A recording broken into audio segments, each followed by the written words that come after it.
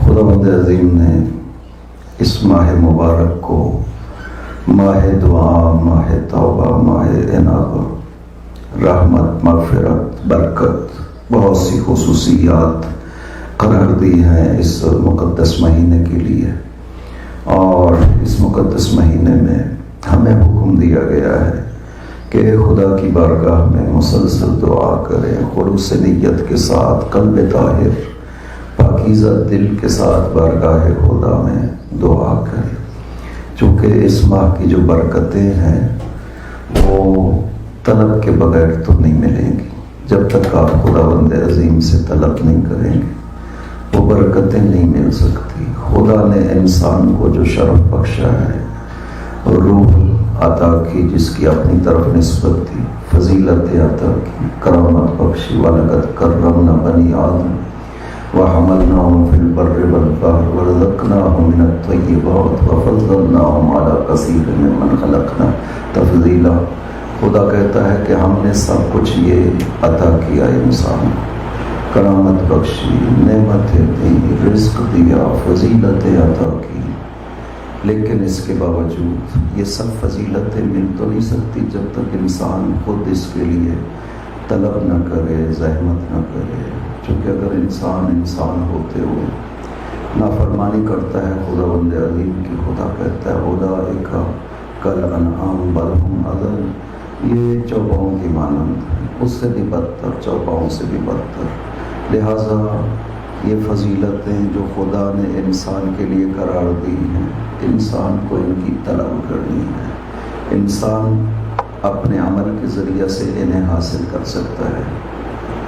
خداوند عظیم نے فراہم کر دی وہ روح، فطرت الہی، جس میں طبی گرائش اور طبی تمایل پایا جاتا ہے نیکیوں کی طرف، راہ خدا کی طرف۔ خدا نے یہ فطرت الہی عطا کیا ہے انسان کو۔ انبیاء آئمہ بھیجے، کتب الہی نازل کی اس خاطر تاکہ انسان کے لیے رہنما بن سکے اور انسان اس راہ ہدایت کو طے کر سکے اپنے اختیار کے ساتھ۔ لہٰذا یہ سب چیزیں عطا کرتا ہے اور پھر ارشاد فرماتا ہے کہ آپ اپنے اختیار کے ذریعے سے اس راستے کا انتخاب کریں جو میں نے آپ کے لیے قرار دیا ہے، تو یہ سب مقامات، یہ سب فضیلتیں آپ کو حاصل ہو جائیں گی۔ یہ ہے روح انسان اور حقیقت انسان، جس کی فضیلتوں کا اور شرف کا قرآن کریم ذکر کرتا ہے۔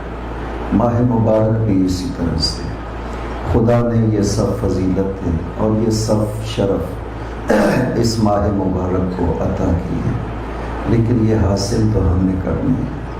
خدا کی رحمتیں، برکتیں، انعامات، فیوزات، یہ سب اس ماہ مبارک میں موجود ہے، لیکن حاصل ہم نے کرنا ہے۔ خدا جب یہ خطبہ حضرت نے جو ارشاد فرمایا تھا، اس کے یہ دو جملے توجہ کے قابل ہیں، ذکر کیے تھے پچھلے خطبے میں۔ فَاسْأَلُوا اللَّهَ تَعَالَىٰ أَن يُوَفِّقَكُم بِنِيَّاتٍ صَادِقَةٍ وَقُلُوبٍ طَاهِرَةٍ أَن يُوَفِّقَكُم لِصِيَامِهِ وَتِلَاوَةِ كِتَابِهِ۔ خداوند عظیم سے سوال کریں، مانگے خداوند عظیم سے۔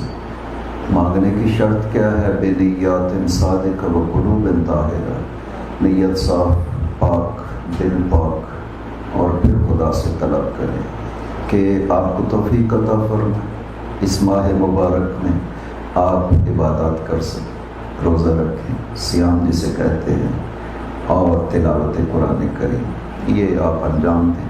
اس کے لیے خداوند عظیم سے آپ طلب کریے، طلب کرنے کے لیے تاکہ وہ دعوت مستجاب ہو۔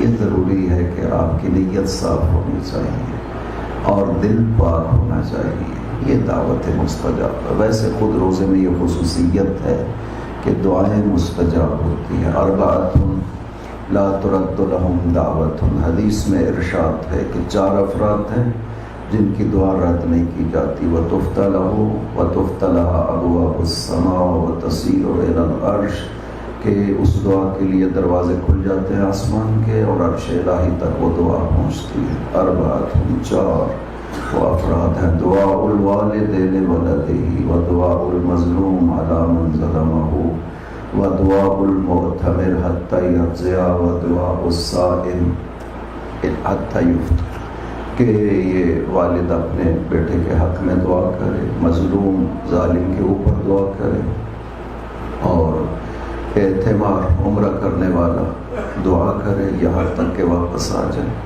صائم دعا کرے روزے کی حالت میں تا وقت افطار۔ خداوند عظیم اس دعوت کو رد نہیں کرتا، تو یہ دعوت ہے مستجاب۔ خداوند ان دعوتوں کو، دعاؤں کو قبول کرتا ہے اپنی بارگاہ میں اور رد نہیں کیا جاتا۔ تو روزہ خود بہت بڑا معاون اور سبب ہے انسان کی دعا کی قبولیت کے لیے، لیکن اس میں شرط یہی ہے بنیات صادقہ و قلوب طاہرہ، نیت انسان کی صادق ہونی چاہیے، قلب طاہر ہونا چاہیے، یہ بہت ضروری ہے۔ یہ ہمارے بس کی بات ہے، یہ ہم سے چاہتا ہے کہ آپ یہ چیز، یہ کام کریں، اپنے باطن کو پاکیزہ کریں، خداوند عظیم کے سامنے احساس عبودیت، احساس ذلت صرف اور صرف خدا سے مانگیں، خدا پہ بھروسہ رکھیں اور پھر دعا کریں۔ خدا کہتا ہے کہ میں ایسی دعاؤں کو قبول کرتا ہوں۔ دعا کی قبولیت کا مطلب یہ نہیں ہے کہ آپ جو مانگ رہے ہیں خداوند عظیم آپ کو وہ عطا کر دے، یہ نہیں ہے مطلب۔ فلا یقنطنک ابتغاء اجابت، مولا نے نہج البلاغہ میں نامہ نمبر 31 میں ارشاد فرمایا ہے، اپنے بیٹی کو جو وصیت ہے ارشاد فرما رہے ہیں، اس میں دعا کے حوالے سے اچھی گفتگو مفصل حضرت نے ارشاد فرمائی ہے، اور اس میں وہ وجوہ ذکر کی ہیں کہ دعا کی استجابت کا مطلب کیا ہے۔ حضرت فرماتے ہیں کہ دعا کی استجابت جو آپ مانگ رہے ہیں اس کے عطا کرنے میں تاخیر سے آپ کو مایوس نہیں ہونا چاہیے، اس لیے کہ خداوند عظیم جب آپ دعا کرتے ہیں تو آپ کو مختلف انداز میں دعا جو مانگ رہے ہیں آپ کی صلاح میں نہیں ہے، خداوند عظیم آپ کو عطا نہیں کرے گا، فی الحال فعلاً آپ کی صلاح میں نہیں ہے، ابھی عطا نہیں کرے گا۔ مختلف وجوہ ہیں جو حضرت نے ذکر کی ہیں، سب سے بڑھ کر یہ ہے کہ اجر جو ہے وہ تو ضرور ملے گا۔ جو دعا چونکہ عبادت ہے اور مخ عبادت ہے، لہٰذا وہ اجر تو ہر حال میں ملے گا، باقی مسلک کے مطابق خداوند عظیم فیصلہ کرے گا۔ اگر عطا نہیں کرے گا جو آپ مانگ رہے ہیں، گناہوں کو معاف کر دے گا۔ تو بہرکیف یہ حکم ہے کہ آپ دعا کریں۔ دعا میں یہ جو نیات صادقہ کی قید لگائی گئی ہے، اس واسطے کہ عمل کی تشکیل انسان کی نیت کے اوپر ہوتی ہے۔ کل کل یعمل ولا شاکر، سورہ اسراء میں ارشاد فرماتا ہے کہ پیغمبر آپ انہیں بتائیے کہ یہ جو عمل ہے نا، یہ آپ کی نیت کے اوپر موقوف ہے۔ آپ کی جتنی نیت صاف اور اخلاص ہوگا، عمل کی ارزش اور قدر و قیمت بھی اتنی بڑھ جائے گی۔ اخلاص کی منزل پہ پہنچیں گے تو عمل کی ارزش بہت زیادہ بڑھ جاتی ہے، ورنہ اگر اخلاص نہ ہو، عمل کی کثرت و مقدار کے لحاظ سے مشکل ہے۔ ایک شخص آتا ہے، پاک پیغمبر کی خدمت میں عرض کرتا ہے، یا رسول اللہ انی اصوم و اصلی و اصل رحمی وما اصنع ذلک الا للہ تعالی، میں روزہ رکھتا ہوں، صدقہ دیتا ہوں، نماز پڑھتا ہوں، صلہ رحمی کرتا ہوں، یہ سب خدا کے لیے کرتا ہوں، ولیکن یذکر ذلک منی واحمد علیہ، لیکن لوگ ذکر کرتے ہیں اور میری تعریف کرتے ہیں، مجھے فیسرنی ذلک، خوشی ہوتی جب لوگ اس کا ذکر کرتے ہیں، فلانی بہت عبادت گزار ہے، فلانی بہت روزہ دار ہے، فلانی بہت ذکر و مناجات دعا کرنے والا ہے، کرتا تو خدا کی خاطر ہوں، لیکن جب کہتے ہیں لوگ، ذکر کرتے ہیں تو مجھے اچھا لگتا ہے۔ تو اس حوالے سے کیا فرماتے ہیں؟ پاک پیغمبر خاموش ہو گئے، منتظر تھے وحی کے کہ خداوند عظیم نے آیت کو نازل کیا، فمن کان یرجو لقاء ربہ فلیعمل عملا صالحا ولا یشرک بعبادۃ ربہ احدا، خداوند عظیم کی عبادت کو خالصانہ انجام دو، ذرہ برابر نہیں، اپنی ذات کی خوشی، اپنا نام و نمود کچھ بھی مد نظر نہیں ہونا چاہیے۔ ہم تو ضم انسان کے لیے برابر ہو جائے، یہ منزل اخلاص ہے، اور انسان کوئی عمل انجام دے، کسی سے یہ توقع نہ کرے کہ وہ اس کی حمد کرے، شکر کرے، تعریف کرے، کوئی ایسی توقع نہ ہو، یہ منزل اخلاص ہے۔ لہذا کل یعمل علی شاکلت، آپ کا عمل تشکیل پاتا ہے آپ کی نیت کے اوپر۔ نیت خالص ہونی چاہیے، عبادت کریں تب بھی خلوص ہونا چاہیے، علم تحصیل کیا ہے تب بھی خلوص ہونا چاہیے، تلاوت کریں خلوص ہونا چاہیے، تقریر مجلس جو بھی کرتے ہیں خدا کی خاطر ہونا چاہیے۔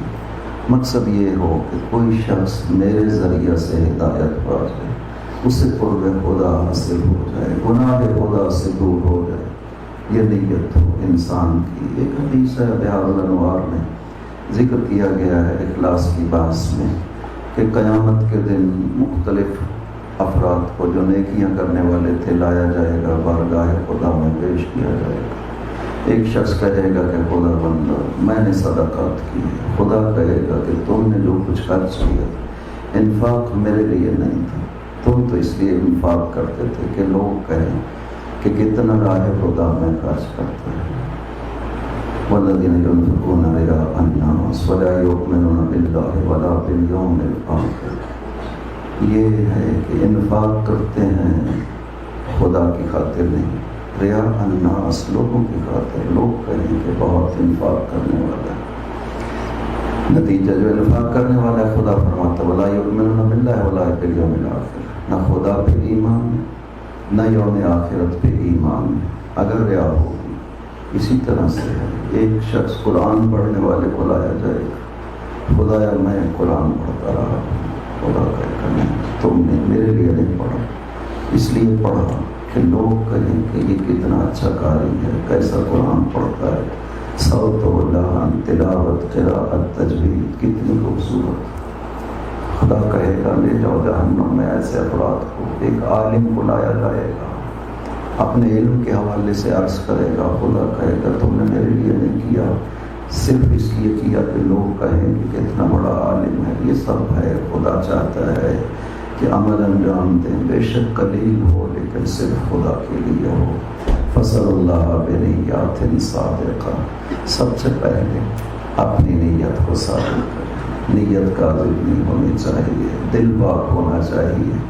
یہ ہے قدم اول راہ خدا میں اٹھانے کی ضرورت ہے، اور انسان اپنی تشکیل جو باطن کی تشکیل ہے وہ تشکیل دے گا، اور اس کے مطابق انسان کے عمل کی قدر و قیمت پڑے گی۔ حدیث ہیں بسایا ہیں جو ابو ذر کو ارشاد فرمائے پاک پیغمبر روحی لہ الفدا صلی اللہ علیہ وسلم، اللہم صلی علی محمد وعلی محمد وعجل فرجہ۔ اس میں 2-3 جملے ہیں جس میں حضرت ارشاد فرماتے ہیں یا ابا ذر ان ربک عز وجل یباہی الملائکۃ بثلاثۃ نفر، اے ابو ذر خدا بند عظیم تیرا رب ملائکہ کے اوپر مباحات کرتا ہے 3 افراد کے ذریعے سے، فخر کرتا ہے۔ مباحات کا انداز خدا کا کیسا ہونا چاہیے؟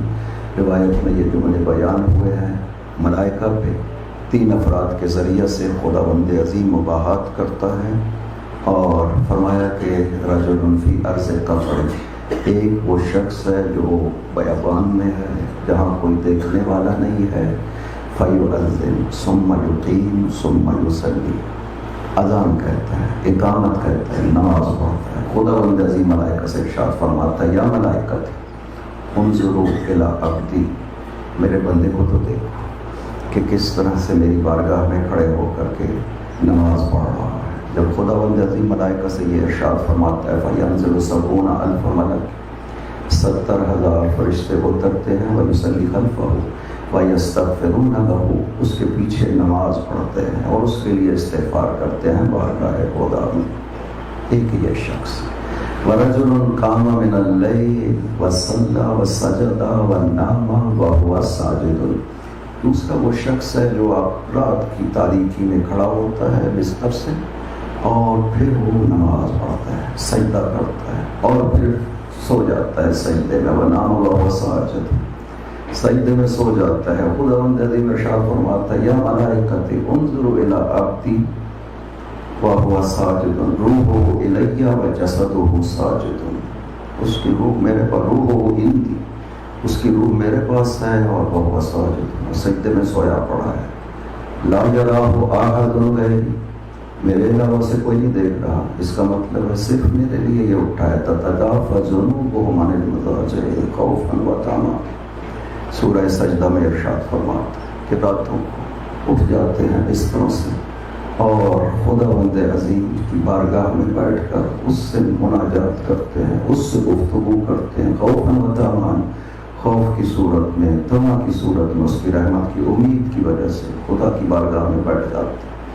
خدا فرشتوں کو کہتا ہے دیکھو تجھے سویا پڑا ہے، روح اس کی میرے پاس ہے، چونکہ نیند کی حالت میں بھی روح بارگاہ خدا میں جاتی ہے۔ اللہ یتوفی الانفس حین موتها والتی لم تمت فی منامها فیمسک التی قضی علیہا الموت ویرسل الاخری الی اجل مسمى، کہ خدا ہے جو روحوں کو قبض کرتا ہے، ان کی بھی جن کی موت آ چکی ہے اور ان کی بھی جو سو گئے ہیں، تو فیمسک التی قضی علیہا الموت، جب روح اس کے حضور میں پہنچتی ہیں، جس کی موت کا وقت ہو چکا اس کی روح کو روک لیتا ہے۔ وَيُرْسِلُ الْأُخْرَىٰ إِلَىٰ أَجَلٍ مُّسَمًّى، جو نیند کی حالت میں جس کی موت کا وقت نہیں ہوا اس کی روح کو واپس کر دیتا ہے ایک معین وقت تک۔ تو روح بارگاہ خدا میں جاتی ہے جب انسان سو بھی جاتا ہے، لہٰذا خدا کہتا ہے روحُ عِندِی وَجَسَدُهُ سَاجِدٌ، روح اس کی میرے پاس ہے، جسم سجدے کی حالت میں ہے۔ وَرَجُلٌ فِي ضَعْفٍ وَفَرَّ أَصْحَابُهُ وَثَبَتَ هُوَ وَهُوَ يُقَاتِلُ فَيُقْتَلُ حَتَّى يُقْتَلَ، کہ تیسرا وہ شخص ہے جو میدان جنگ میں ہے اور ساتھی بھاگ گئے ہیں، اکیلا رہ گیا ہے، پھر بھی مقاومت کر رہا ہے، جنگ کر رہا ہے، اتنی جنگ کرتا ہے حتیٰ یقتل۔ خدا اس شخص پہ بھی فخر کرتا ہے چونکہ اس کا وظیفہ شرعی نہیں ہے۔ جب سب ساتھ چھوڑ جائیں، اکیلا شخص اس کی ذمہ داری نہیں ہے جنگ میں کھڑے ہونا، وہ بھی جا سکتا ہے لیکن خدا کی خاطر اپنے آپ کو میدان جنگ میں باقی رکھتا ہے، خدا فخر کرتا ہے۔ یہ مباحث ہے خداوند عظیم کی انسان کے اوپر کہ یہ میرا بندہ ہے، اس کا میرے ساتھ تعلق ہے، اس کو دیکھو تو صحیح۔ خوب سوال یہ ہے کہ ان تین افراد میں وجہ مشترک کیا ہے کہ خداوند عظیم ان تین افراد پہ فخر کرتا ہے؟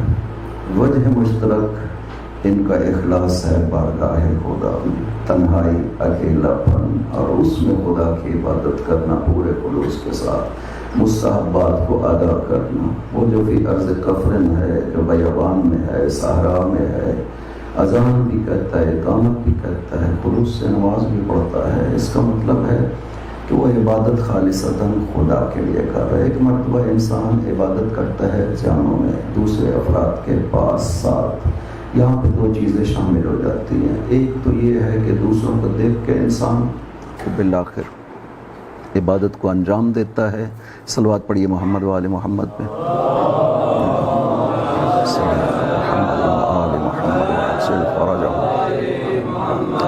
کہ جب انسان دوسروں کے ہمراہ عبادت کو انجام دیتا ہے تو خوب ایک ساتھ دینے کی خاطر دوسروں کے ساتھ، چونکہ دوسرے بھی کر رہے ہیں مجھے بھی کرنا چاہیے، لیکن پتہ تب چلتا ہے کہ انسان جیسے دوسروں کے ساتھ بیٹھ کر کے عبادت کو انجام دیتا ہے، تنہائی بھی انسان اسی طرح سے عبادت کو انجام دے جیسے دوسروں کے ساتھ دے رہا تھا، تو پتہ چلتا ہے کہ یہ اخلاص ہے اس کی نیت میں۔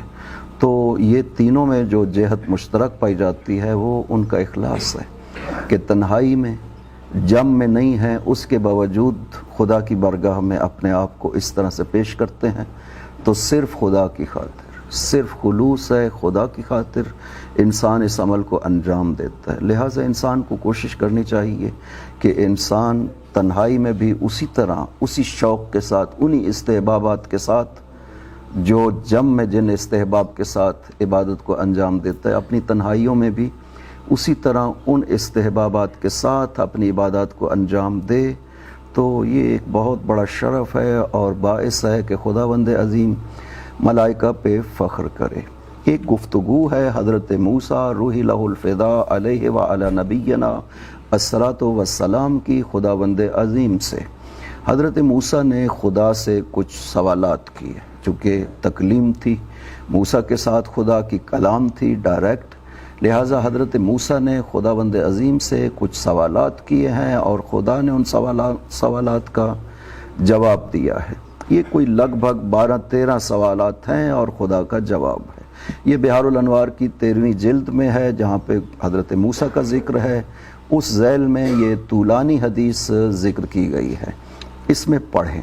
خداوند عظیم فرماتا ہے کہ اے موسیٰ، میں جس بندے پہ مباحات کرتا ہوں میں اسے عذاب نہیں کرتا ہوں۔ خدا جس بندے پہ فخر کر رہا ہے ملائکہ کے اوپر کہ یہ میرا بندہ ہے، خدا کہتا ہے کہ جس پہ میں فخر کروں پھر میں اسے عذاب نہیں کرتا ہوں۔ لہٰذا انسان اس قابل ہو جائے کہ خدا اس کی عبادت کے ذریعہ سے ملائکہ کے اوپر فخر کرے، یہ ہے فَاسْأَلُوا اللَّهَ بِنِيَّاتٍ صَادِقَةٍ وَقُلُوبٍ طَاہِرَةٍ۔ اپنے آپ کو خالص و مخلص خداوند عظیم کا کر لیں۔ یہاں پہ ایک مفصل گفتگو ہے کہ اخلاص کی حقیقت